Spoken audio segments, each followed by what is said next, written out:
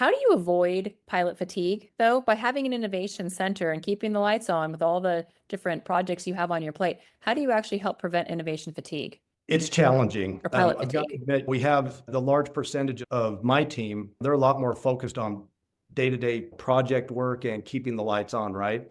And so some of these pilots, from their perspective, they kind of come in from the side. They need a lot of attention. They need it pretty fast. It's competing with the work they've got on their plates.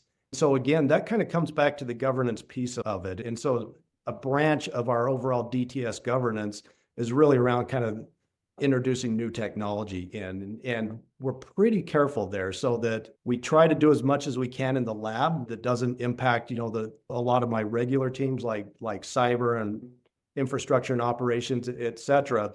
But if the pilot goes well enough and we need to scale that and kind of start getting that actually out of the lab and into, a broader pilot, so to speak, it can be really challenging. And I hear about that at least a few times a month where my team is kind of crying foul a little bit over like, hey, how do we do both? But I remind them we have to do both because innovation is really our lifeblood for growth and for digital transformation. And ultimately, isn't that kind of why we're here? It's not just keeping the lights on. It's not just for getting our 200 annual projects done. At the pace of business, we have to be bringing in new ways of doing things. And it's our job to help enable the rest of the organization to be more nimble, right? To be more agile, to test things and to really help the organization move forward.